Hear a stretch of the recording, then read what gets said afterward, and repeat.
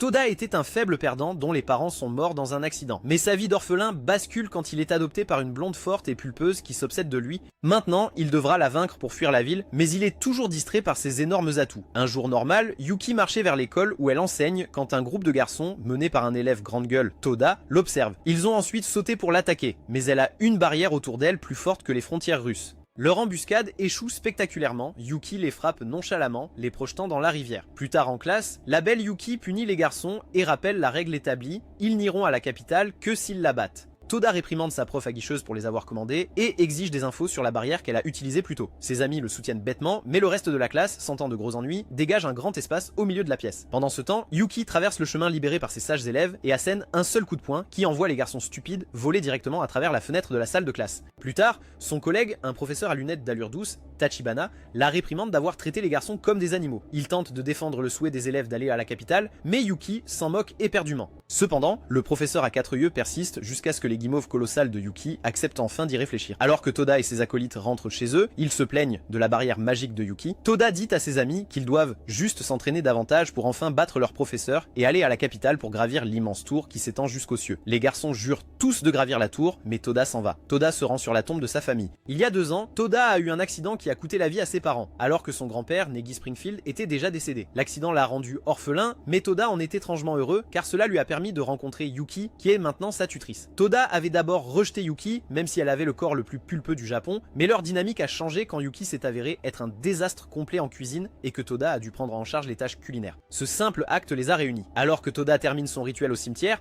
il voit l'ombre d'un jeune homme aux 4 yeux. Le fantôme se transforme ensuite en une version plus âgée de lui-même, disant à Toda qu'il l'attend au sommet de la tour avant de disparaître complètement. Le gamin stupide n'a aucune idée de ce qui vient de se passer dans ce cimetière. Cette nuit-là, Toda demande à Yuki de lui apprendre la magie, mais elle l'ignore. Furieux, il s'entraîne à la magie seul, mais a l'air d'un ringard. Le lendemain, elle bat encore les garçons, brisant leurs espoirs d'aller à la capitale. Alors qu'ils se lamentent, la collègue de Yuki, Tachibana, apparaît et leur propose son aide. Il donne aux garçons une baguette magique pour un peu de magie, leur demandant de la cacher à Yuki. Mais la baguette n'obéit pas à Toda, alors Tachibana lui donne un bracelet spécial. Cette nuit-là, Toda pensait au groupe. Yuki entre dans la pièce, le faisant paniquer. Quand elle l'interroge sur le bracelet, Toda lui dit l'avoir eu en cadeau pour elle et s'enfuit de honte. Pourquoi es-tu gay? Le lendemain, alors que Yuki rentre chez elle, elle admire le cadeau reçu de son stupide demi-frère. Soudain, les amis de Toda surgissent par téléportation. Pendant ce temps, Toda sent que quelque chose ne va pas et court vers elle. Les garçons utilisent une liane pour emprisonner Yuki, espérant vaincre son gros derrière cette fois. Cependant, Tachibana les rejoint et les félicite pour leurs efforts, puis il attaque les garçons, les mettant tous à terre en quelques secondes. Tachibana sort alors plusieurs armes pour attaquer Yuki,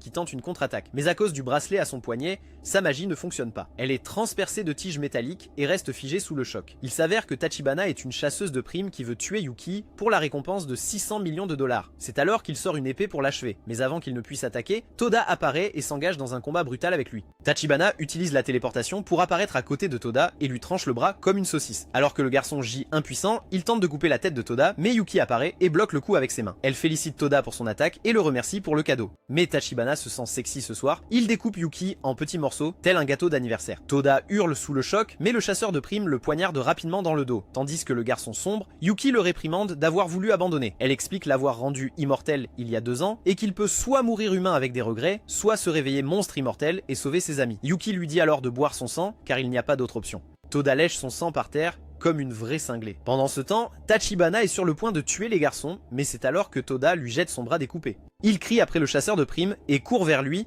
mais Tachibana bloque l'attaque et coupe le second bras de Toda. Il rit comme un maniaque seulement pour voir que Toda fait repousser son bras. Le garçon se précipite à nouveau vers lui et lui porte un coup au ventre qui l'assomme avant de s'effondrer d'épuisement. Toda se réveille et se retrouve sur les genoux de Yuki. Elle a retrouvé son corps voluptueux d'origine et explique à l'idiot qu'il ne peut plus mourir. Elle dit au garçon qu'elle est une vampire de 700 ans et explique comment ses parents l'avaient supplié de sauver Toda après leur accident, alors elle l'a transformé en vampire. Yuki se réprimande d'avoir rendu cet enfant immortel, mais Toda pense que c'est une bonne chose de vivre éternellement. Le lendemain, les amis de Toda lui disent adieu, il part avec Yuki, ils sont tristes de ne plus sentir les chaussettes de Yuki.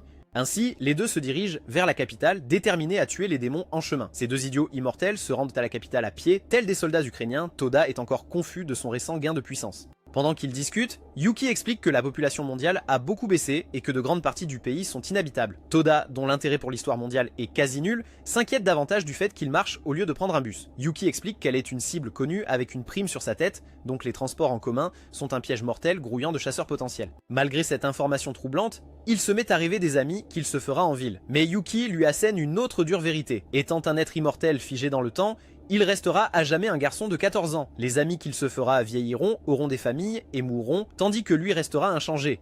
Pourtant, cet idiot va prendre un bain dans une rivière proche, et le poids des mots de Yuki commence enfin à peser. Il flotte sur le dos, réalisant que ses vieux amis du village ont déjà pris un autre chemin. Il réalise aussi que son ding-dong restera de la même taille. Cependant, les pensées profondes de Toda sont brusquement interrompues quand sa tête heurte les douces fesses d'une fille se baignant dans la rivière. En maître de l'interaction sociale, Toda ne s'excuse pas, mais lâche plutôt un compliment étrange sur ses trésors. Cela énerve tellement l'étrangère qu'elle se retourne, sort une épée, prête à lui trancher la tête. Toda recule, apercevant enfin son assaillante, une jolie jeune femme. L'étrangère frappe la bouche de Toda du plat de son épée avant qu'il ne puisse dire un mot. Une fois habillé, l'inconnu se présente comme Kuramaru et Toda réalise son erreur. Ce manieur d'épée à l'allure délicate est en fait un garçon de Thaïlande. Plus tard, Toda se présente et explique son objectif d'atteindre la tour. L'intérêt de Kuramaru est aussitôt éveillé quand il révèle qu'il en vient. En entendant cela, Toda est fou de joie et demande au Ladyboy comment atteindre la tour. Cependant, Kuramaru explique qu'il a été chassé de sa richissime famille pour sa faiblesse. Pour rentrer chez lui, il doit tuer un vampire notoire, le Dark Evangel.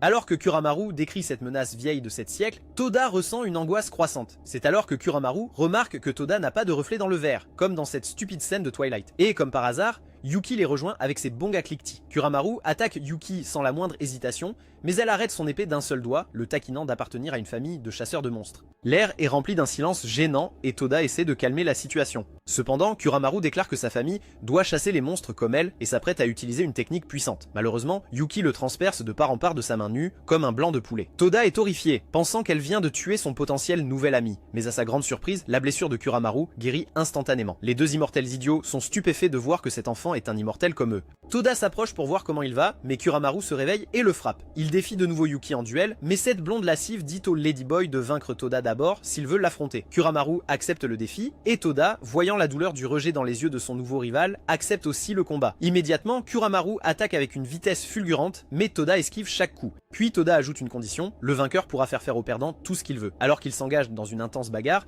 il porte des coups impressionnants, ce qui leur vaut un hochement de tête de Yukihime. Le combat atteint son paroxysme quand Kuramaru tranche soudainement la tête de Toda, pensant que le combat est terminé. Mais Toda attrape sa propre tête en plein vol, la remet sur son cou, puis frappe un Kuramaru complètement surpris au sol, remportant ainsi le combat. Craignant d'avoir tué ce travesti, Toda accourt, mais le naïf se réveille, le cœur brisé. Il craint que Toda ne lui demande quelque chose de pervers. Oui mon gars, mais Toda lui demande seulement d'être son ami. Plus tard, le nouveau trio se dirige vers une source chaude. Toda tente de dérider Kuramaru, mais le garçon boude toujours, honteux de sa défaite. Par un coup de génie, Toda décide que le meilleur moyen de se rapprocher est d'aller épier Yuki dans le bain des femmes, tel un républicain louche. Il pointe une haute falaise surplombant les sources, et bien que Kuramaru ne soit pas intéressé, Toda l'escalade seul.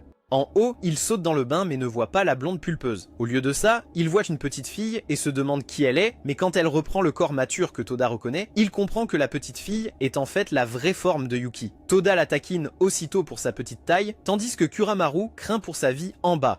À ce moment-là, Yuki l'attaque de nouveau, projetant Toda de la falaise. Kuramaru le voit et se précipite à son secours. Il parvient à saisir la main de Toda et dit à son nouvel ami de le relancer. Kuramaru le propulse dans les airs et l'idiot en profite pour arracher la serviette de Yuki de son corps. Yuki nu est fier de lui et lui propose de lui montrer sa poitrine gigantesque, mais Toda affirme qu'il n'est pas intéressé par le lait de vache. Comme prévu, il est puni sans pitié tandis que Kuramaru éclate enfin de rire. Toda est heureux de voir que son nouvel ami les a enfin acceptés et Yuki promet d'entraîner Kuramaru afin qu'il puisse un jour la défier correctement. Alors qu'ils retournent tous les trois en ville, Toda, avec un autre immortel à ses côtés, se demande s'il y en a d'autres comme eux. Il a une idée grandiose, rassembler tous les immortels et former une équipe de super-héros, comme les Avengers ou ses fichus Power Rangers. Kuramaru est choqué par cette idée, tandis que Yuki le taquine pour son rêve enfantin, mentionnant que quelqu'un d'autre lui avait donné une idée similaire il y a longtemps. À cet instant, un convoi de voitures noires élégantes arrive et l'une d'elles renverse le dégoûtant idiot. Une écolière sort d'une des voitures et salue Yuki avec révérence. Toute une escouade d'hommes en noir surgit, déroulant un tapis rouge pour leur maîtresse.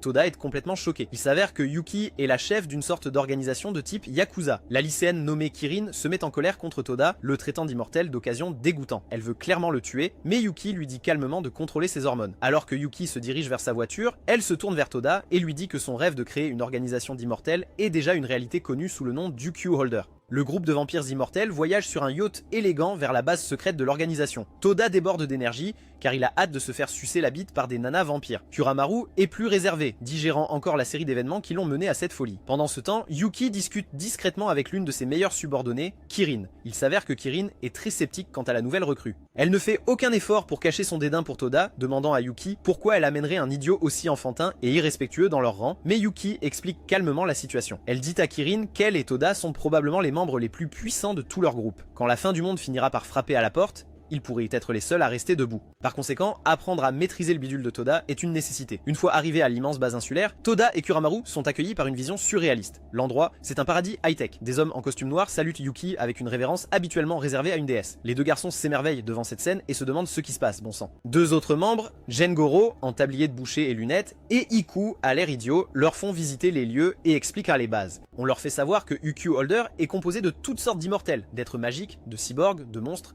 et de tout ce qui se trouve entre les deux. Naturellement, les garçons sont impatients de rejoindre cette étrange famille de marginaux. Mais bien sûr, les choses ne sont pas si simples. Avant qu'ils ne puissent officiellement devenir membres, ils doivent passer un test. L'épreuve est simple. Chacun d'eux doit porter au moins un coup à son adversaire désigné dans les 7 jours. Karin se porte immédiatement volontaire pour affronter Toda, visiblement impatiente de donner une leçon à ce petit morveux. Gengoro, lui, accepte d'affronter Kuramaru. Toda se jette aussitôt sur Karin pour l'attaquer, mais elle le dévie facilement et lui fracasse la tête avec son marteau géant, le laissant à terre comme une escorte payée dans une chambre d'hôtel à Vegas. Voyant cela, Kuramaru hésite à s'engager dans un combat. Cependant, quand il charge finalement Gengoro avec son épée, il ne parvient pas à porter un seul coup. Plus tard, tous deux s'assoient là pour se détendre. Épuisés et frustrés, ils se demandent comment ils sont censés toucher des adversaires qui sont clairement d'un autre niveau. C'est alors qu'ils voient une servante, Tuna, peinant avec des sacs poubelles. Après sa chute, les deux se précipitent pour l'aider, espérant coucher avec son cul puant. Tuna explique qu'elle n'est qu'une simple humaine travaillant à l'auberge du QG. Y voyant une occasion de se changer les idées, Toda et Kuramaru proposent de l'aider avec ses tâches. Alors qu'ils transportent des boîtes vers un entrepôt, Toda entend soudain une voix mystérieuse le guider. Il la suit le long d'un long escalier qui mène à une immense grotte cachée avec un étrange bâtiment à l'intérieur.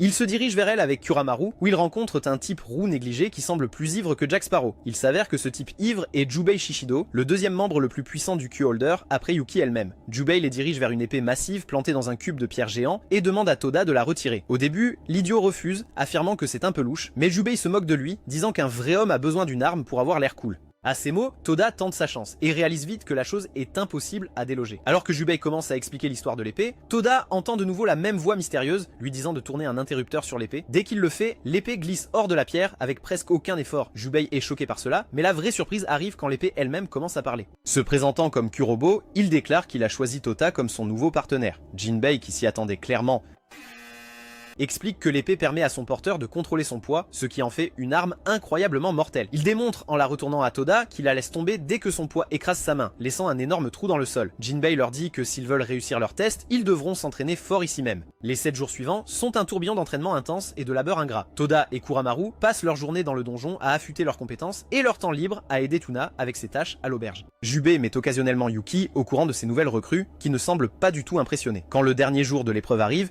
ils sortent du donjon comme des baudruches dégonflés, prêts pour leur revanche. Le combat commence avec Kuramaru contre Gengoro. Il complimente l'amélioration de Kuramaru, mais note que ses attaques sont encore trop prévisibles. Le combat est inégal, Gengoro esquivant et bloquant chaque mouvement sans effort. La situation semble désespérée jusqu'à ce que Kuramaru, se souvenant du style de combat téméraire de Toda, élabore un plan audacieux. Il laisse intentionnellement son bras exposé à une attaque, Gengoro le tranche net, mais Kuramaru utilise son bras sectionné pour saisir une autre épée et poignarder Gengoro par derrière. Ça marche sans accroc. Il a fait mouche et a officiellement réussi l'essai. De l'autre côté de la base, Toda affronte Karin. Armé de Kurobo, il est bien plus dangereux maintenant. Il lance des attaques de style anime stupide et réussit à repousser la fille aux cheveux bleus. Pendant qu'ils se battent, Toda parvient à manipuler le poids de l'épée pour la faire trébucher. Il s'apprête à porter le coup de grâce quand il entend Tuna crier tout près. Il s'avère que Tuna est attaqué par des monstres géants apparus de nulle part. Au moment où Toda allait sauver cette petite servante, Karin l'arrête, lui disant d'attendre le bon moment. Elle distrait héroïquement les monstres et les éloigne de Tuna. Pendant ce temps, Toda met la servante en sécurité, où Kuramaru et Gengoro apparaissent. Toda replonge dans la bataille, il augmente le poids de son épée, puis fonce sur les monstres comme une météorite, les anéantissant tous à l'impact. C'est alors que Yuki apparaît avec ses cartons de briques de lait et les félicite, lui et Karin. Elle mentionne que le temps de l'épreuve est déjà écoulé, et Toda commence à supplier pour 5 minutes de plus afin de finir son combat. L'offre est rapidement refusée, mais comme il a combattu héroïquement contre les monstres, Toda a officiellement réussi l'épreuve. L'épreuve terminée, Yuki révèle que les monstres se sont probablement échappés de la partie inférieure de l'installation par un trou qu'ils ont fait. Elle donne ensuite aux deux gamins stupides leur première mission officielle, descendre dans le donjon et éliminer les monstres échappés. Yuki ouvre un trou dans le sol et les envoie tous deux plonger dans l'obscurité où ils se retrouvent face à face avec les horreurs qui les attendent. Le lendemain, le géant Juggernaut de Yuki convoque Toda et Kuramaru à son bureau et leur confie leur première mission réelle. C'est censé être une mission facile, destinée à des débutants stupides et dégoûtants. Les garçons doivent assister Karine dans une ville humaine et protéger un orphelinat dans les bidonvilles. Initialement, Karine refuse la mission, mais espérant obtenir des tuyaux sur les cartons de lait de Yuki, elle accepte la mission. Naturellement, Toda pense que cette tâche facile signifie qu'il pourra se détendre en voiture. Plus tard, en se préparant pour la mission, il dit fièrement à la servante, Tuna, qu'il lui écartera les jambes à son retour des bidonvilles. La prédiction de Toda est complètement fausse, car quelques instants plus tard, Karine les fait courir tout le chemin à pied. Alors que les garçons se plaignent de leur endurance, Karine leur explique la sombre réalité de leur monde. Derrière la façade scintillante et high-tech de la capitale, se cache une immense ombre de pauvreté. Les bidonvilles sont remplis de gens laissés pour compte. Et pire encore, de riches factions veulent exterminer ces gens et rayer les pauvres de la carte. Karine explique que c'est le vrai but du Q-Holder, pas seulement un club d'immortels, mais une force qui protège les opprimés des corrompus et des puissants. Toda essaie de louer Karine pour ses efforts, mais elle lui fracasse la tête pour être un vilain fils de chienne. Alors qu'il court dans les bois, Karine explique que le vrai danger est en bas de la falaise. Alors Toda saute héroïquement en contrebas. Il ne fait qu'effrayer les pauvres enfants de l'orphelinat tandis que les hommes en noir s'effondrent à cause de son impact. Après ce début brillant, l'équipe décide d'un bras de fer pour désigner celui qui fera les corvées. Toda, l'idiot perdant qu'il est, perd chaque match et est aussitôt désigné pour la cuisine. En colère mais résigné à son sort, il prépare un repas pour tous. Et à leur grande surprise, c'est incroyablement bon. Tout le monde est impressionné par sa cuisine, et même Karine doit admettre que le gamin a du talent. Alors, chacun veut que ce renifleur de gelée leur prépare les repas, ce qui met Toda en rage. Karine sourit, mais elle dit à Toda d'apprendre le flash step pour gagner au bras de fer. Plus tard, la nonne qui gère le lieu parle sérieusement à Karine et Kuramaru. Elle explique, en mauviette, que des voyous du coin viennent sans cesse la nuit, menaçant de les chasser de chez eux. En apprenant la lutte quotidienne et la peur que ces gens vivent, Koromaru, le travesti à la tête cliquante, est convaincu que c'est la bonne voie, ce qui renforce sa détermination à les aider. Pendant ce temps, Toda se dirige vers un grand espace ouvert pour commencer son entraînement, qui consiste principalement à courir comme un poulet sans tête jusqu'à ce qu'il réveille un soldat baraqué. Le type est furieux du piètre spectacle de Toda et l'attaque soudainement. Il dit à l'idiot que sa technique est mauvaise et lui montre ce qu'est un vrai pas éclair. Pendant que Toda s'enrage contre lui, l'homme se présente comme Kido. Il démontre ses capacités en se déplaçant si vite qu'on dirait qu'il est téléporté par Elon Musk. Kido mentionne qu'il est un artiste martial errant. Il est cependant surpris d'apprendre que Toda vient de débuter, car il lui a fallu 10 ans pour maîtriser la technique. Kido lui montre un schéma expliquant que l'agilité et la souplesse sont clés pour la victoire, mais l'idiot ne comprend pas. Intrigué par son potentiel, Kido promet de l'instruire. Cette nuit-là, Toda débute son étrange entraînement en cuisinant et mangeant avec ses pieds. Toutes les filles de l'orphelinat rient de ce dévouement, tandis que les hommes en noir mangent comme des sauvages affamés du Seigneur des Anneaux. Pendant l'entraînement, Kido dit au garçon qu'il doit rendre sa jambe encore plus forte. Alors Toda commence à faire toutes ses corvées en utilisant seulement ses pieds. Son dévouement inspire même un petit gamin des bidonvilles nommé Rookie à s'entraîner avec lui. Pendant ce temps-là, Kido retrouve ses deux collègues louches, son patron aveugle, Nagumo, et un homme à l'air pervers nommé Chao. Après s'être transformé en loup-garou à part entière, il est clair qu'ils sont une équipe de chasseurs immortels envoyés pour exterminer les bidonvilles. Leur attaque est rapide et brutale. Les gardes du Q-Holder sont exterminés par des marionnettes d'apparence grotesque. Au même moment, Karine prend un bain, exhibant sa délicieuse, juteuse, fantastique poitrine. La nonne qui monte la garde à l'extérieur lui tient compagnie pendant qu'elle parle de politique américaine. À ce moment-là, un portail s'ouvre au sol et Chao lui tend une embuscade. Elle bloque aussitôt l'attaque avec une barrière, Chao la taquine, impressionné qu'elle n'ait pas succombé à son attaque surprise. Les deux s'engagent dans une bataille acharnée et bientôt il tranche le cou de Karine, mais sa peau refuse d'être coupée. Tandis que la jeune fille reste confuse, Chao commence à raconter une histoire. Il y a de nombreuses années, des chasseurs de sorcières ont tenté de brûler une petite fille, mais elle ne mourrait pas quoi qu'il arrive. Quoi qu'il fasse, elle ressentait la douleur, mais ne saignait jamais. Il l'appelait la Sainte d'Acier, et un jour, une autre fille l'apparut et l'emmena. Alors qu'il tourne son poignard dans le corps de Karine, Chao révèle qu'il connaît la vérité. Elle est cette sainte. Il se moque de son immortalité, la traitant de malédiction, utilisant sa magie des ombres pour lier son corps sensuel et pulpeux, l'immobilisant et la poignardant sans cesse, tout en la narguant de ressentir la douleur sans jamais connaître le repos de la mort. Dehors, Toda est avec Rookie quand il voit les feux. Ils sont attaqués par les marionnettes, mais Kuramaru arrive juste à temps. Alors qu'il se demande quoi faire, Kido apparaît sous sa forme de loup-garou, Nagumo derrière lui. Kido taquine Toda pour être un vampire immortel, puis attaque, plaçant un sceau magique sur lui, le laissant complètement paralysé. Toda étant hors de combat, Kuramaru se prépare courageusement à les affronter tous les deux. Nagumo et Kido décident de l'attaquer ensemble. Kuramaru, sachant qu'il doit appeler à l'aide, déclenche une technique qui envoie une gerbe de feu d'artifice dans le ciel. Il parvient à rester hors de danger un instant, mais Kido s'approche comme Jeffrey Dahmer et le frappe, le distrayant assez longtemps pour que Nagumo lui coupe la main. Dans une contre-attaque fulgurante, Kuramaru parvient à couper la main de Kido aussi avant de battre en retraite. Les deux immortels rattachent leurs membres comme si rien ne s'était passé. Kido taquine Kuramaru et s'apprête à finir le combat avec un pas éclair perfectionné qu'il ne voit même pas venir. Kido se met à le marteler comme s'il était de la pâte, puis le tranche net d'un coup de pied puissant. Avec cela, le corps de Kuramaru, coupé en deux, atterrit devant Toda, impuissant. Comme si cela ne suffisait pas, Kaido saisit deux grandes enseignes métalliques et les utilise pour clouer les moitiés encore vivantes de Kuramaru au sol, le laissant complètement vaincu, tabassé et craignant que son destin ne soit scellé. La situation s'annonce sombre. Toda est paralysé par un sceau magique et Kuramaru a été coupé en deux et cloué au sol. Au moment où le loup-garou Kaido s'apprête à porter le coup de grâce avec un sort de glace, le petit gamin des bidonvilles, une recrue qui a visiblement plus de cran que de cervelle, saute devant un Kuramaru horrifié pour le protéger. Pendant ce temps, le pervers Chiao s'amuse toujours comme un fou à embêter Karine. Il lui rappelle son passé de sainte d'acier, une fille qui pouvait ressentir la moindre douleur, mais qui était maudite de ne jamais mourir ni saigner. Il tord son poignard en elle, extatique de faire face à une telle endurance, tel un Jerry Seinfeld maléfique. Chiao lui dit qu'il est juste là pour la retarder, savourant chaque seconde de sa souffrance. Pour rendre la chose encore plus effrayante, il lèche les joues de Karine comme un dalmatien. Rookie défie les chasseurs immortels de l'affronter, hurlant qu'il les empêchera de détruire sa maison. Cependant, Kaido arrête son attaque d'un seul doigt et attrape l'enfant sans effort. Le novice demande pourquoi ils veulent le tuer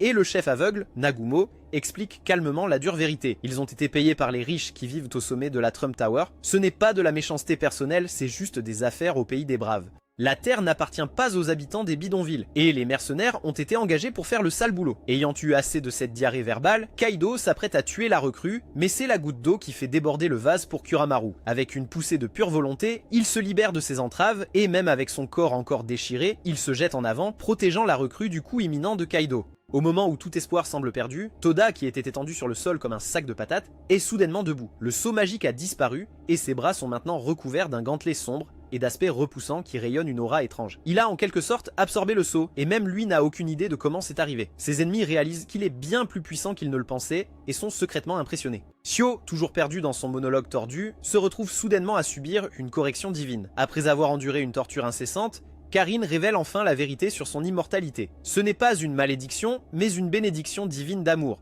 Sans autre option, elle puise dans l'une de ses formes les plus puissantes. Elle s'élève dans les airs, entourée d'une lumière aveuglante qui efface les ombres environnantes. Elle déchaîne alors un poing sacré, suivi d'une tempête de coups de pied et de poings fulgurants qui envoient dans le pervers s'écraser au sol, comme le dégoûtant Toda de l'autre côté de la ville. D'un autre côté, Toda affronte son ancien professeur. Kuramaru l'interroge sur son nouveau look, mais Toda sait juste que c'est incroyablement puissant. Kaido est un fou de combat et la nouvelle puissance de Toda ne fait que l'exciter davantage. Sans perdre une seconde, Toda s'élance et les met KO d'un seul coup. Kaido attaque à son tour, mais Toda utilise ses nouveaux pouvoirs pour esquiver, contrer et affronter le loup-garou coup pour coup. À ce moment-là, Karine apparaît sur les lieux, prête à s'occuper du plus fort, nommé Nagumo. Voyant cela, Kaido prend aussi ce combat au sérieux et reprend sa forme originale. Toda lui demande pourquoi il frappe des enfants, et Kaido admet nonchalamment qu'il est le Mike Tyson japonais. Peu importe qui ou pourquoi, tant qu'il peut affronter des adversaires puissants. Sur ce, ils s'affrontent à nouveau, se déplaçant et frappant à des vitesses que la plupart des gens ne verraient même pas. Ils sont tous deux maîtres du pas éclair maintenant, et tout le combat semble irréel. Après avoir été témoin de la nouvelle force de Toda, Kaido lui propose même de faire de lui son véritable élève, mais Toda refuse immédiatement. En réponse, Kaido sort un coup audacieux, jugement perforant ardent. Il utilise le pas éclair pour briser le mur du son, percutant la poitrine de Toda et lui arrachant le cœur qu'il broie dans sa main. Alors que Kaido s'apprête à lancer un sort de scellement pour en finir, d'énormes ailes noires explosent du dos de Toda. Son corps commence à rassembler les morceaux brisés de son cœur tout en déchaînant une vague massive d'énergie sombre. Nagumo explique à Karine que c'est une magie extrêmement puissante et rare, nommée Magia Erebea. L'utilisateur risque la perte complète de son âme. Seules deux personnes au monde sont connues pour le posséder, la Dark Angel, Yuki qui n'a pas réussi à le maîtriser, et son disciple Negi Springfield qui en a manié la forme complète. Nagumo craint qu'un troisième utilisateur ne puisse ébranler l'équilibre du monde. Maintenant, entièrement submergé par le pouvoir, Toda se jette sur Kaido avec une force brutale et déchaînée. Il le projette contre un bâtiment, puis se précipite avec un barrage d'attaque qui effraie même Nagumo. Il essaie de sauver son ami, mais Karine l'arrête avec son épée comme une Caitlyn Jenner. Au moment où Toda s'apprête à se porter le coup de grâce à Kaido, il hésite soudainement, luttant pour se contrôler. Après un instant, l'aura sombre s'éloigne de lui en éclatant, le laissant gravement blessé et épuisé. Kaido, terrassé par l'assaut, guérit de ses blessures de loup-garou et admet sa défaite, demandant à Toda de le tuer. Mais cette petite fouine refuse d'accepter la victoire, affirmant que ce n'était pas vraiment lui qui se battait. Alors, ils acceptent de régler les choses pour de bon avec un bras de fer. Pendant le match, alors que Kaido peine à gagner, il voit Toda pleurer. Le garçon le réprimande, se demandant comment tant de pouvoir pourrait être utilisé pour le mal. Kaido est surpris que Toda n'utilise que sa force naturelle pour l'égaler. Animé par sa seule volonté et une juste colère, Toda déchaîne une ultime explosion de force, écrasant le bras de Kaido et détruisant le bâtiment derrière eux. Nagumo est impressionné que Toda ait vaincu Kaido sans magia et Rebea. Même Karin est stupéfaite par sa puissance. Kaido supplie encore une fois Toda de l'achever comme une sorte de fétiche, mais le garçon refuse. À ce moment-là, Nagumo ouvre un portail et s'en va avec Kaido et Kiao vaincus comme des mauviettes. Les habitants du bidonville se rassemblent pour voir leur maison partir en fumée, mais Yuki apparaît alors, et d'un seul et immense déploiement de puissance, elle gèle tout le village, éteignant le feu sur le champ. Elle félicite Kuramaru pour son signal de feu d'artifice, qui les a aidés à retrouver tout le monde. Elle salue Nagumo, surpris de la voir. Toda est choqué qu'elle connaisse le chef mercenaire aveugle. Plus tard, les villageois organisent un grand dîner, offrant de la nourriture à leur sauveur. Pendant le repas, Yuki explique à Toda qu'il est logique qu'il ait hérité de Magia et Rebea. Après tout, ils partagent le même sang. Alors que les enfants des bidonvilles appellent les Uku Holders à manger avec eux, aucun d'eux ne se doute que depuis l'ombre, un drone mystérieux espionne Toda, observant la scène depuis son perchoir au sommet de la tour. Plus tard, Kuramaru se trouve dans la base des Uku Holders, chargé de rapporter l'épée consciente de Toda, Kurobo, en toute sécurité dans la chambre de Toda. Cherchant à comprendre le pouvoir obscur que son ami avait manifesté, Kuramaru demande à l'épée si elle sait quelque chose sur la Magia et Rebea.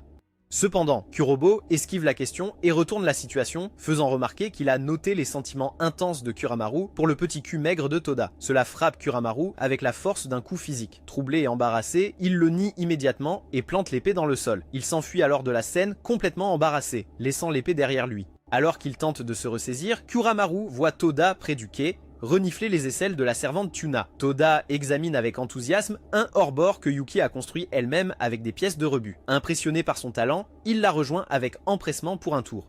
Pendant qu'il navigue sur l'eau, Yuki lui confie son rêve de devenir un jour une pilote professionnelle. Toda, avec son sérieux caractéristique, lui offre son entier soutien, l'encourageant à poursuivre sa passion. De loin, Kuramaru les observe rire et parler avec une familiarité naturelle. Une douloureuse pointe de jalousie et de confusion le saisit, alors qu'il peine à comprendre l'étrange douleur lancinante dans sa poitrine. Plus tard, en quête de solitude, Kuramaru se baigne dans l'une des sources chaudes de la base, son esprit repassant les mots de l'épée et la scène avec Toda et Yuki. Mais sa tranquille réflexion est brisée quand Karin fait irruption dans la pièce pour lui donner une mission, le surprenant complètement exposé avec son ding-dong muté. C'est dans ce moment de vulnérabilité que Karin voit enfin la vérité. Acculé dans un coin, Kuramaru est contraint d'expliquer sa situation unique. Il révèle qu'il n'est ni homme ni femme, il appartient au clan Fushigari, une race de semi-humains nés sans genre défini. En atteignant un certain âge à l'adolescence, ils doivent choisir ce qu'ils seront pour le reste de leur vie. Or, la réaction de Karin n'est pas compréhensive, mais agressive. Elle déclenche un combat, ses motifs sont purement égoïstes. Croyant que Toda tombera amoureux de Yuki, elle exige que Kuramaru suce le membre de Toda chaque jour et détourne son attention de son maître. Elle maîtrise Kuramaru, faisant tomber son épée et lui ordonnant d'obéir. Cependant, leur confrontation est interrompue par l'arrivée opportune de l'androïde, Ameya, qui les observait. Il leur assure qu'il ne révélera pas le secret de la saucisse de Kuramaru et déclare calmement qu'il a un plan. Quelque temps plus tard, Toda s'occupe de ses tâches, se demandant où son ami a disparu. La réponse arrive sous la forme d'une belle jeune fille blonde et timide qu'il n'a jamais vue auparavant. Le plan d'Ameya est en marche, Kuramaru, déguisé en fille, se présente comme Kuru, sa prétendue cousine. Le stupide Toda, complètement dupé par le déguisement, est mécontent que son ami lui ait caché une si jolie cousine. Après un temps d'hésitation, Kuru demande à Toda de lui faire visiter la capitale. Il réfléchit un moment mais accepte, espérant lui palper les seins discrètement. Il rencontre Tuna en chemin, qui offre à Toda sa vieille vedette pour la journée.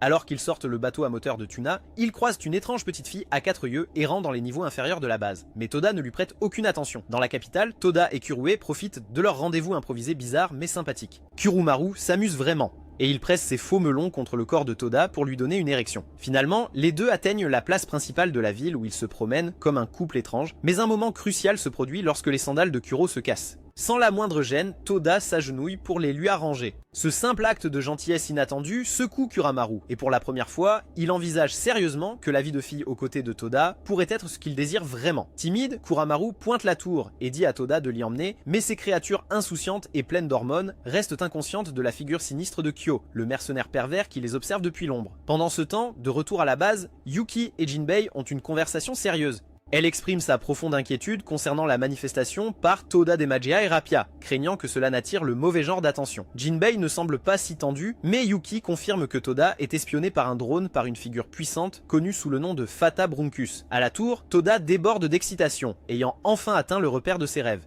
Il dit à Kuru l'importance de son amitié avec Kuramaru, une déclaration qui emplit le garçon déguisé de joie et de tristesse. L'assurance de Toda que Kuru est mignon ne fait qu'accroître sa confusion. Cependant, leur stupide petit moment Netflix est violemment brisé. Kyo déclenche son piège, ouvrant un portail d'ombre qui commence à aspirer Toda. Kuramaru est immédiatement projetée au sol car elle ne peut pas utiliser sa puissance dans un corps de fille. Malgré cela, il dégaine instinctivement son épée pour attaquer les ennemis. Cependant, il est immédiatement intercepté par un second mercenaire, un homme à 6 bras nommé Asura. Kuramaru découvre vite qu'il ne peut pas reprendre sa forme masculine et il est facilement maîtrisé et projeté du bâtiment comme un parapente. Alors que Kuramaru s'allonge désespérément sur le sol, il se souvient à quel point il aime Toda. D'une manière ou d'une autre, avec une poussée d'adrénaline, il lance une autre attaque et projette Kyo au loin comme un putain de frisbee. Il redevient aussi lui-même prêt à protéger Toda à tout prix. De loin, Asura a observé toute la scène se dérouler et loue même Kuramaru pour ses efforts. Mais avant que Kuramaru ne puisse se préparer à une attaque, des policiers arrivent sur les lieux. Au même instant, Toda se réveille, et le crétin ignore tout de la forme féminine de Kuramaru. Voyant son ami, il demande aussitôt ce qui est arrivé à Kuru. Kuramaru ment rapidement, prétendant avoir mis sa cousine à l'abri. Il réprimande ensuite Toda pour sa faiblesse. Intérieurement, Kuramaru se résigne à n'être que l'ami de Toda, quelle que soit sa forme. Mais Toda aggrave les choses en disant vouloir renifler les parties intimes de la cousine de Kuramaru et la baiser comme un jouet. Pendant ce temps, au quartier général du Q-Holder, la petite Kiri joue seule. Ameya, l'androïde, la trouve occupée à un rituel de sable. Quand il demande s'il y a une occasion spéciale, Kiri lève les yeux avec un éclat menaçant et répond que l'occasion spéciale ne fait que commencer. Au QG animé du Q-Holder, Karine prend Kuramaru à part pour l'interroger sur son rendez-vous avec Toda. Tandis que Kuramaru hésite, Karine lui demande pourquoi il n'a pas continué le déguisement de Kuru comme prévu. Pendant qu'il parle, Ameya, douée en technologie, présente Kiri, timide et craintive, à Toda. La petite fille, intimidée par sa propre ombre, demande un entretien privé avec le stupide idiot. Dès qu'ils atteignent un coin isolé, toute l'attitude de Kiri change. Elle se débarrasse de sa timidité comme Caitlyn Jenner de son ancienne virilité, son expression se durcit en une autorité froide. Elle ordonne à Toda de s'asseoir, se déclarant sa supérieure dans UQ Holder et exigeant son respect. Le garçon, déconcerté, Kiri lui ordonne d'aboyer comme un chien et il le fait avec hésitation. Mais quand il conteste son soudain air de dominatrice, Kiri tente de le frapper au visage. Même s'il apercevait ses sous-vêtements, Toda attrape la fille par les cheveux et contrôle ses hormones. La fille prétend avoir le droit de lui donner 5 coups de pied, car Toda l'aurait laissé tomber 5 fois. Toda est complètement confus, insistant sur le fait que c'est la première fois qu'ils se parlent. Mais avant que Kiri ne puisse expliquer cette accusation bizarre, une ombre file le long du mur. Xiao, le pervers fou des bidonvilles, apparaît et tranche la gorge de Kiri à une vitesse fulgurante. Alors que Kiri s'effondre au sol, se vidant de son sang, elle tend la main vers Todd. Son dernier geste est de saisir sa main. Le garçon est mort de peur, tandis qu'il dit à Kiri d'ouvrir les yeux. Soudain, Toda se réveille en sursaut, se retrouvant de nouveau à la base. Il se demande si tout n'était qu'un rêve. Mais il voit Kiri bien vivante, qui le réprimande aussitôt pour sa grande stupidité. C'est alors qu'Amaya et Karine apparaissent, prêtes à emmener Kiri à la capitale, et sont surprises de voir Toda déjà de retour au château. L'idiot a failli révéler le secret de Kiri, mais elle lui a marché fort sur le pied pour le faire taire. Sur le bateau, de retour à la capitale depuis l'île de Jeffrey Epstein, Karine et Amaya parlent des rumeurs sur le pouvoir mystérieux de Kiri. Elles pensent que son pouvoir n'est pas magique mais prophétique. D'un autre côté, Toda a la même question, et Kiri explique avec hésitation comment fonctionne son pouvoir. C'est un pouvoir appelé sauvegarder et réinitialiser. En effectuant un rituel avec du sable, elle peut créer un point de sauvegarde, comme dans un putain de jeu Vice City. Chaque fois que Kiri meurt, le temps remonte et elle retourne à ce point précis. Et si elle tient la main de quelqu'un au moment de sa mort, elle peut ramener leur âme avec elle. Elle dit à l'idiot incompétent qu'elle est déjà morte 5 fois parce qu'il n'a pas réussi à lui prendre la main. Elle informe Toda qu'il est crucial pour l'avenir, c'est pourquoi elle a fait des efforts extrêmes pour avertir son vieux cul. Arrivé à la capitale, il retourne dans la même ruelle. Kiri tente à nouveau d'expliquer la situation, mais cette fois, Toda est prêt. Quand Xiao surgit des ombres pour renouveler son attaque, Toda réagit instantanément. Il intercepte le coup et, utilisant Kurobo, augmente le poids de son épée à un niveau écrasant. Avant même que Xiao ne puisse réagir, Toda envoie ce sbire voler vers l'horizon comme un ovni. Une fois la menace immédiate écartée, Kiri raconte enfin à Toda l'histoire terrifiante du méchant qui hante leur vie. La raison de cette boucle de mort est un homme nommé Fate Avrunkis. Dans la chronologie originale, Kiri a vu Fate capturer Toda sans effort et la servir. Elle a regardé avec horreur Fate réduire Amaya en miettes, le coupant en deux d'un coup de pied, et envoyer Karin sur la lune d'un seul coup de poing. Après que Koromaru ait été écrasé comme un cafard, Fate a réduit Toda en 1000 morceaux. Au moment où il s'apprêtait à la solidifier, Kiri s'est suicidé, déclenchant le redémarrage et relançant la boucle pour sauver tous ses amis. En entendant cette histoire, Toda est stupéfait, se demandant pourquoi cet homme puissant nommé Fate s'en prendrait à lui. Cependant, leur conversation est interrompue par Amaya et Karin, qui ont tout écouté. Ayant compris la vraie nature des pouvoirs de Kiri, Toda s'apprête à en révéler tous les détails, mais la petite fille l'arrête. Amaya explique à l'idiot incompétent que de tels pouvoirs sont gardés secrets pour une raison. Entre de mauvaises mains, Kiri pourrait servir d'arme, exterminée à plusieurs reprises pour remonter le temps au profit d'autrui. Toda comprend enfin la situation et assure à Kiri que lui et ses amis ne profiteraient jamais d'elle. Bien que la petite fille soit sceptique, Amaya, Karin et Koromaru la rassurent tous quant à sa sécurité. Cela lui donne une nouvelle confiance en ses coéquipiers, mais elle frappe quand même Toda à la tête par amour. La vérité révélée, comme la tête de Kennedy, Kiri expose son plan pour capturer Fate. Ayant déjà été témoin de l'événement, elle sait exactement comment et quand l'ennemi arrivera. Kiri explique avoir préparé un nouveau point de sauvegarde dans le donjon souterrain sous la villa de Yuuki. Le plan est un piège à haut risque. Toda servira d'appât pour faire sortir Fate de sa cachette. Amaya soutiendra avec un puissant laser orbital et attaquera l'ennemi. Karin et les autres affronteront les alliés de Fate et assureront un soutien tactique. Dans le chaos qui suivra, Kiri et Koromaru se précipiteront. Kiri n'a qu'un seul but, toucher le destin. Une fois qu'elle l'aura fait, elle se suicidera et son pouvoir transportera tout le monde, y compris leur cible, au point de sauvegarde du donjon où Yuuki attendra pour tendre le piège final. Alors que chacun prend sa position pour vaincre l'ennemi stupide qui ressemble à Kim Jong-un, Toda demande pourquoi Yuuki ne les aide pas directement dans la capitale. Kiri explique que Fate est assez puissant pour sentir la présence de Yuuki à des kilomètres. Si elle était n'importe où à proximité, il n'apparaîtrait pas. Sentant le poids de la mission, Toda décide de chercher des informations sur Fate lui-même. Sur son téléphone, il trouve une vidéo que Yuki a mise en ligne pour lui. Dedans, elle explique que Fate était un héros qui a combattu à ses côtés, et ceux du grand-père de Toda, Nagi Springfield. Ils formaient une équipe qui a sauvé le monde. Mais après la mort de Nagi, Fate a changé de personnalité, le transformant en un homme amer qui haïssait l'humanité et les donuts au chocolat. Yuki prévient Toda que le destin vient le chercher à cause de son lien avec Nagi et lui conseille fermement de rejeter toute offre que le destin pourrait lui faire. Toda est un peu étourdi par ce flot d'informations, mais il ne peut pas perdre son temps à réfléchir. L'équipe prend position dans un centre commercial bondé. Amaya est dans un endroit isolé, son doigt sur le bouton du laser satellite. La tension monte comme dans une putain d'émission de télé-réalité. Amaya verrouille à la cible et Kiri donne le signal. Dès que Toda aperçoit Fate Avrunkis, son sang se glace. Marchant dangereusement près derrière le mage le plus puissant du monde, se trouvent ses vieux amis insensés de son village natal. L'opération bat son plein, mais l'esprit de Toda s'emballe, tentant de comprendre comment l'ami supposé de son grand-père pourrait devenir une menace pour toute l'humanité. Sur un flux satellite, Amaya suit l'approche de Fate. Le plan est sur le point d'atteindre son point critique, mais tout s'arrête brusquement quand les vieux amis de Toda du village le repèrent dans la... En soudain de plan, Amaya doit improviser sa frappe satellite. Voyant les civils, il retient son tir, mais au moment d'annuler, une alliée de Fate, serveuse robotique, l'attaque, lui tranchant la main qui tenait le contrôleur. De retour au centre commercial, Toda doit faire bonne figure, échangeant des banalités avec ses amis, s'efforçant de cacher l'enjeu vital qui les entoure. Soudain, le destin approche, tel un personnage inquiétant de Johnny Depp. Il se présente calmement comme un vieil ami du grand-père de Toda, mais son amabilité n'est qu'un mince voile sur une menace glaçante.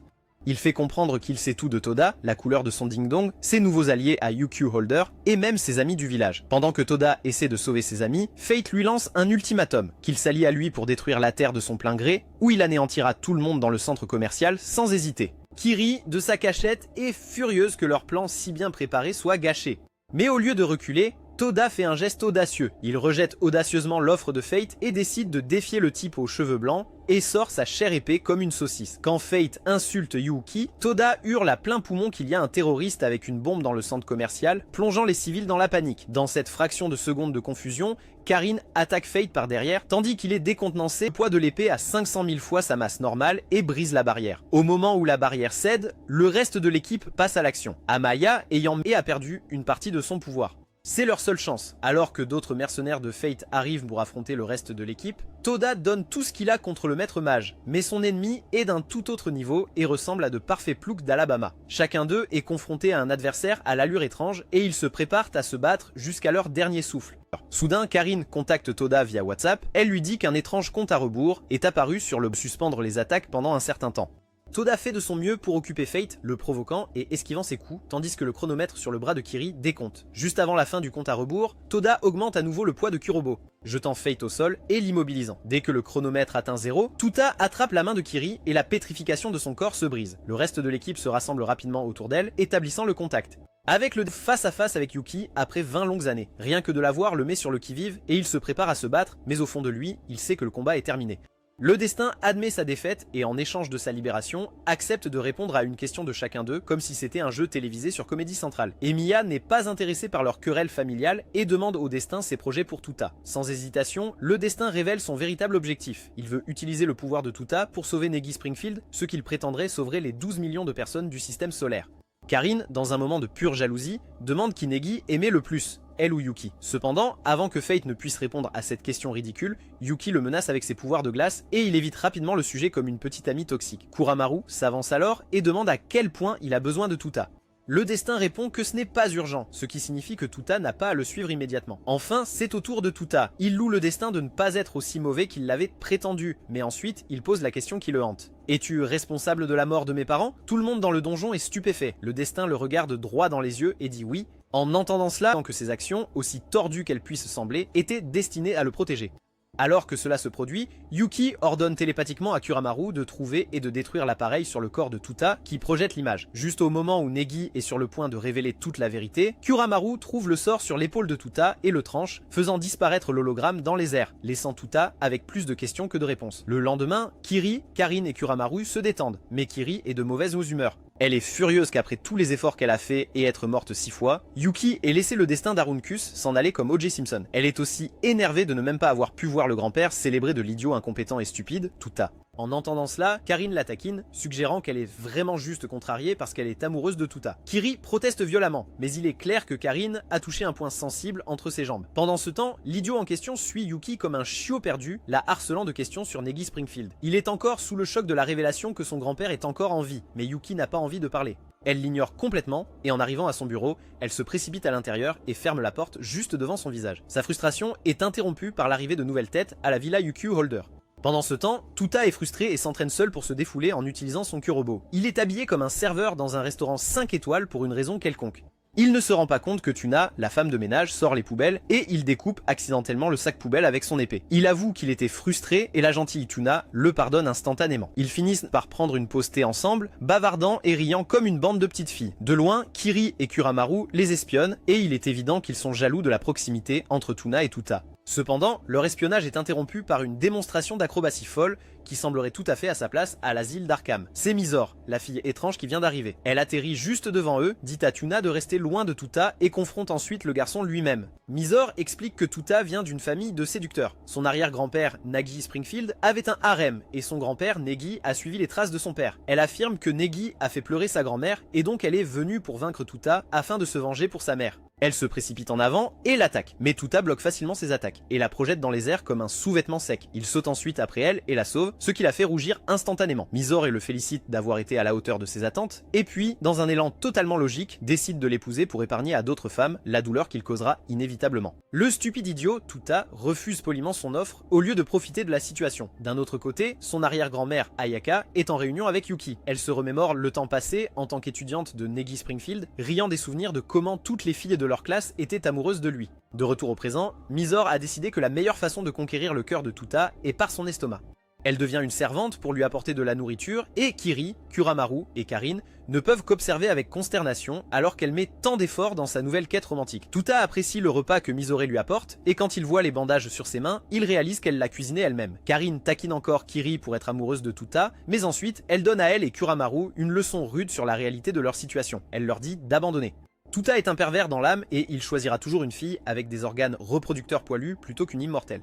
Juste à ce moment-là, Amiya apparaît et leur dit qu'il a la solution à leurs problèmes amoureux. Il explique une légende locale, un sort de source chaude où vous pouvez faire en sorte que quelqu'un tombe amoureux de vous en lui lavant le dos 50 fois. Ils doutent de lui, mais Amiya éveille leur intérêt en menaçant de partager l'information avec Mysore et Yuki qui ont des organes poilus. Plus tard dans la soirée, Amiya et Toda se détendent dans les sources chaudes. Amiya cherche clairement à gagner du temps et pour ce faire, il raconte à Toda l'histoire de sa vie, Il a eu un accident quand il était enfant et est dans le coma depuis plus de 70 ans. Emiya affirme que sa conscience a été transférée dans le corps androïde qu'il habite maintenant. Pendant qu'il raconte son histoire, les filles pleines d'hormones se préparent toutes à passer à l'action. Karine est la première à arriver. Elle intimide Tuta et le force à lui tourner le dos pendant qu'elle utilise une brosse dure pour le frotter. Mais avant qu'elle ne puisse aller très loin, Kiri intervient et la repousse, et les deux commencent à se disputer. Il lève les yeux pour voir que Yuki s'est faufilé et a commencé à frotter le dos de Tuta, mais Mysore ne la laisse pas terminer.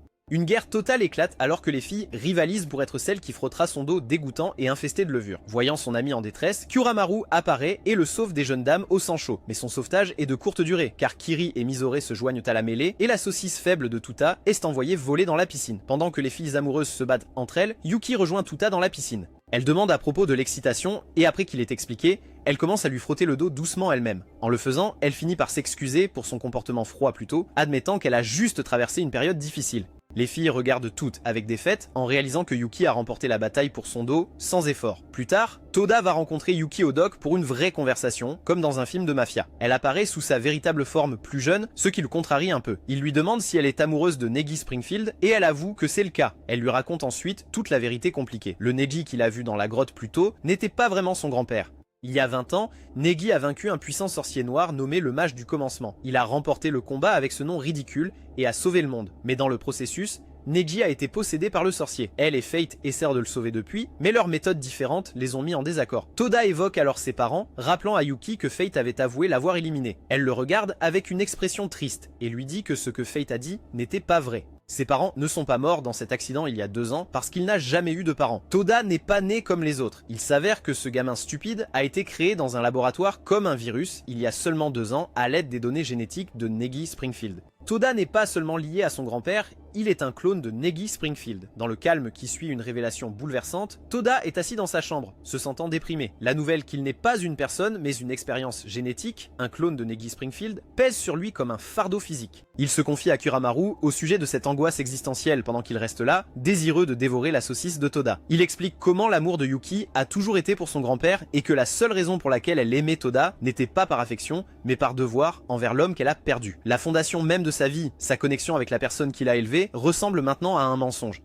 Kuramaru fait de son mieux pour remonter le moral de son ami, mais le pauvre gars essaie clairement encore de tout comprendre. Cependant, leur conversation sombre est brusquement interrompue lorsque Mysore fait irruption dans la pièce comme un ouragan avec Kiri derrière elle. Elle déclare que le moyen idéal pour se débarrasser d'une crise d'identité est d'aller au tournoi d'arts martiaux de Maora. Avant que Toda ne puisse protester, il se retrouve sorti de sa déprime et se dirige vers la ville. Pendant ce temps, dans une autre partie de la base, Yuki a une conversation tranquille avec Ayaka, l'arrière-grand-mère de Mysore. Elle avoue qu'elle a dit à Toda la vérité sur ses origines.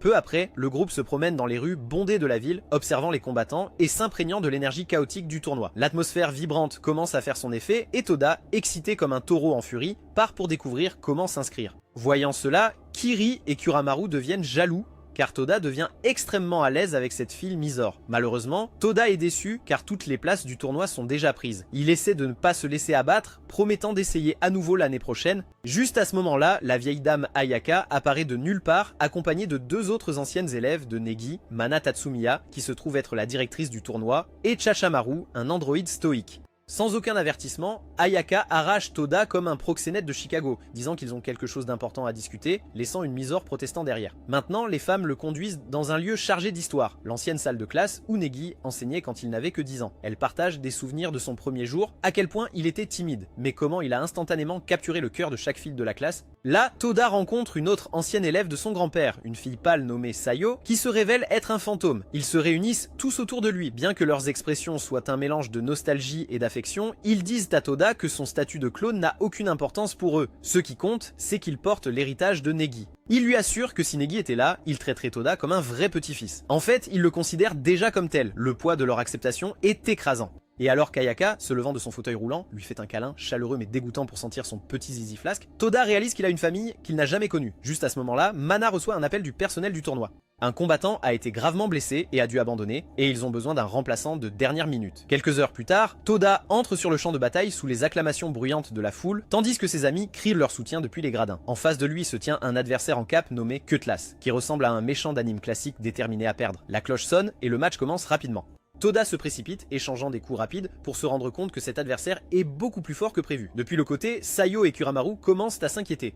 Ils peuvent sentir que Cutlass dégage une soif de sang dangereuse bien au-delà de ce qui est normal pour une compétition. Pendant ce temps, Mana va vérifier le combattant blessé qui a abandonné et apprend la vérité troublante. Cutlass est celui qu'il a éliminé juste pour lui voler sa place. Sur le champ de bataille, Toda a du mal à porter un coup net. Cutlass le surpasse à tous égards, utilisant une combinaison de force brute et de magie élémentaire puissante. Puis le combat devient personnel. Cutlass le provoque, le traitant de modérateur de Discord, juste avant de le trancher nettement en deux. Kiri et Koramaru crient ton nom alors que Mizore regarde avec horreur. Mais Toda ne reste pas à terre. Il se relève, bouillant de rage, alors que son aura sombre, le pouvoir de Magia Eribea, prend le dessus. Il attaque à nouveau, mais Cutlass contre comme si de rien n'était. Maintenant, Cutlass fait pleuvoir des épées magiques d'en haut, immobilisant Toda au sol avec des lames enchantées qui annulent sa magie. Alors qu'il est coincé, Cutlass continue de le narguer, en l'appelant sans valeur, et en lui disant qu'il n'égalera jamais le vrai Negi. Mais juste au moment où son moral est sur le point de céder, il entend ses amis crier depuis les tribunes. Leur voix lui donne la force de persévérer. Il se libère et donne un coup de poing solide en plein visage. L'impact fait tomber sa capuche, révélant que son mystérieux puissant adversaire est en réalité une jolie petite fille. Cutlass hausse les épaules et dit qu'elle aimerait le terminer, mais ils n'ont plus le temps. Soudain, Negi Springfield lui-même descend du ciel. Il intervient et dit qu'il est là pour emmener Toda avec lui. Les dames qui le connaissaient sont ravies de le voir, mais Mana et les autres paniquent instantanément. Elles savent que ce n'est pas vraiment Negi. C'est le faiseur de vie qui tire les ficelles. Negi essaie de convaincre Toda qu'ils ont besoin de lui pour sauver le monde, mais cela lui semble extrêmement gai. Avant que les choses ne s'aggravent, Yuki fait son entrée grandiose. Elle brise la barrière, séparant le champ de bataille de la foule et intervient. Elle révèle la vérité, ce n'est pas du tout Negi, juste le créateur de vie déguisé. Mais avant qu'elle puisse faire quoi que ce soit d'autre, deux de ses anciens camarades de classe, maintenant alliés avec l'ennemi, apparaissent et la piègent avec leur magie. Quelques instants plus tard, un homme massif et musclé, qui ressemble à un personnage échappé d'un anime JoJo's Bizarre Adventure, tombe du ciel et fonce directement sur Toda. Mais avant que le coup ne puisse atteindre, Karin et Kuramaru interviennent pour bloquer l'impact, et Kiri apparaît avec son épée juste à temps. Alors que la pression monte, Yuki se libère de la contrainte magique. Avec cela, Toda et sa petite bande idiote se regroupent, prêts à affronter dans un combat total le créateur de vie et ses fidèles abonnés TikTok. Le champ de bataille est prêt et l'air de l'arène du tournoi est imprégné de l'odeur de la sueur. Yuki avertit ses alliés que ce n'est pas un combat ordinaire. Leurs adversaires sont des légendes. Il y a Yue, le détective magique omniscient, Nadoka, la liseuse de pensée clairvoyante, et Jack Rakan, le mercenaire épéiste considéré comme le plus grand du monde. Et les dirige, l'être portant le visage de Neji Springfield, un homme dont la puissance est si immense qu'un simple éternuement de sa part déchire les vêtements de chaque personne dans le stade. Cet affichage étrange laisse Toda stupéfié par la vue de toutes les dames de sa vie soudainement nues, avec leurs seins secouant comme des gelées. Pendant ce temps, la servante Tuna arrive enfin pour assister à la bataille, mais son visage est rempli d'inquiétude lorsqu'elle remarque une énorme tempête sombre se développer dans la scène. Sur le terrain, Kiri tente de désamorcer la situation. Elle dit à leurs ennemis qu'au lieu de s'engager dans une bataille, ils devraient simplement essayer de convaincre Toda de rejoindre leur camp pacifiquement. Kiri essayait de gagner du temps pour qu'ils puissent découvrir les faiblesses de leurs adversaires. Malheureusement pour elle, Nadoka, avec sa capacité à lire dans les pensées, expose instantanément les véritables intentions de Kiri à tout le monde. Avec la diplomatie ayant échoué plus que le gouvernement népalais, Nadoka lâche une autre bombe, révélant que Toda est le seul clone réussi, créé à partir du matériel génétique combiné de Negi et Asuna. L'ennemi lui demande calmement de les suivre, mais Toda leur dit de sucer ses dents. Soudain, une voix mystérieuse et désincarnée retentit, déclarant que Toda sera emporté. Un portail sombre s'ouvre dans le tissu de la réalité et l'entraîne, l'emmenant dans un autre monde. À son réveil, Toda brille comme un esprit et se retrouve dans un étrange royaume éthéré. Au loin, il voit Yuki blessé et effondré sur le sol. Il court pour attraper ses melons inconscients, mais trébuche avant de pouvoir l'atteindre. Le décor change autour de lui et il se retrouve devant un château perché au bord d'une falaise. Un homme avec un sourire permanent et inquiétant est à côté de lui. Kurobo le prévient instantanément de ne pas faire confiance à cet homme, soulignant que son nom est Albero, le puissant mage qui a créé l'épée, et qu'il est un démon bien pire que Yuki elle-même. Albero prétend que son seul objectif est de persuader Toda de rejoindre le groupe de Negi. Pour cela, il décide de lui montrer un aperçu du passé.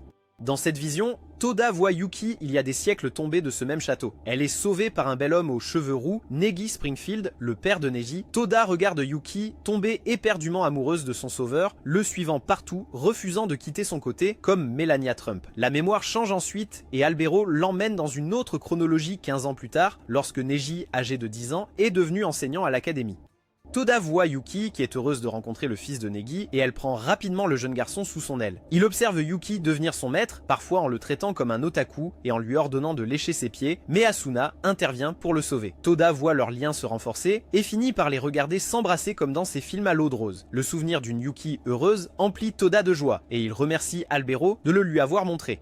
C'est à ce moment-là que le mage admet avec désinvolture que tout ce qu'il vient de lui montrer était un mensonge. Alors que Toda essaie de comprendre cela, la version onirique de Yuki le remarque et marche vers lui. Mais avant qu'elle ne puisse dire un mot, une femme enveloppée d'une aura sombre apparaît derrière elle et la piège dans les ombres. Cette femme est l'incarnation du mal, le mage du commencement, également connu sous le nom de créateur de vie.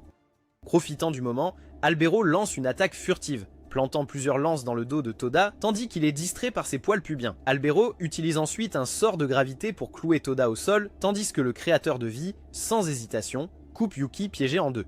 Même blessé, Toda refuse d'abandonner. Il se traîne sur le sol pour la rejoindre. Le créateur de vie lui dit qu'il n'y a qu'un seul moyen de la sauver, partir avec elle et accepter son destin. Toda atteint enfin Yuki et la soulève dans ses bras. Les larmes aux yeux, elle lui dit que tout ce qu'elle a toujours voulu, c'est quelqu'un qui marcherait avec elle sous le ciel bleu pour toujours, un rappel déchirant de sa vie immortelle et solitaire. Toda promet qu'il sera toujours là pour elle, et en esquivant la prochaine attaque du créateur de vie, il la conduit dans un endroit plus sûr. Une fois arrêtés, elle explique qu'ils sont à l'intérieur d'un monde créé par l'imagination du créateur de vie. Dans cet endroit, le créateur de vie peut plier la réalité comme elle veut. Même ainsi, Yuki a encore un atout. Elle invoque une rafale de sauts magiques et forme une barrière autour d'eux, puis les deux lancent une attaque directe. Cependant, le créateur de vie change constamment de forme comme Dwayne The Rock Johnson, alternant entre sa propre apparence et celle de Nagi et Negi pour déstabiliser Yuki. Cette guerre psychologique la force à baisser sa garde. Simultanément, le créateur de la vie libère une capacité puissante qui met Toda hors de combat en quelques secondes. Il est frappé violemment et se retrouve soudainement dans une hallucination, entouré par un groupe de filles qui tentent de l'entraîner dans un océan rouge pour le noyer. Alors qu'il sombre, une nouvelle fille apparaît et brise l'illusion. Elle s'appelle Asuna et se présente comme sa grand-mère. Elle explique que pendant que le créateur de vie jouait avec son esprit, elle a réussi à s'introduire comme du sperme. Elle fait joyeusement signe à Yuki, qui s'est également libéré de l'illusion avec le reste de l'équipe. Asuna explique que même s'ils avaient l'impression d'être piégés pendant longtemps, moins d'une seconde s'est écoulée dans le monde réel. Elle se tourne vers Toda et lui dit qu'au fond de lui réside le pouvoir de vaincre le faiseur de vie. Mais pour le débloquer, il doit survivre un total de 37 secondes contre elle en combat. Avec un objectif clair en tête, Toda et le reste de l'équipe retournent à la réalité. Immédiatement, tout le monde se sépare et lance une attaque coordonnée contre ses ennemis. Avec les informations fournies par Asuna, ils éliminent facilement les adversaires plus faibles au Moyen-Orient. En même temps, Toda ignore tout le monde et fonce directement vers le créateur de vie, ses yeux fixés sur elle alors que la bataille finale commence. Avec les mots de sa grand-mère résonnant dans son esprit, Toda est déterminé à se battre pendant 37 secondes à tout prix. Il charge directement vers le créateur de vie et essaie d'atteindre son grand-père à travers l'hallucination. Cependant, ces mots sont engloutis par le pouvoir obscur écrasant émanant du corps de Negi, alors que la situation semble désespérée, deux épées s'écrasent dans le chaos pour sauver la mise comme dans toute autre fin heureuse. Yuki et Fate sont arrivés, intervenant pour soutenir Toda. Fate ne perd pas de temps et lance un sort puissant et complexe. Le monde autour d'eux se dissout comme mon éthique de travail, et les esprits des quatre, Toda, Yuki, Fate et le possédé Negi, sont attirés dans un plan spirituel serein, où ils se retrouvent face à face avec le vrai Negi, apparaissant sous sa forme enfantine.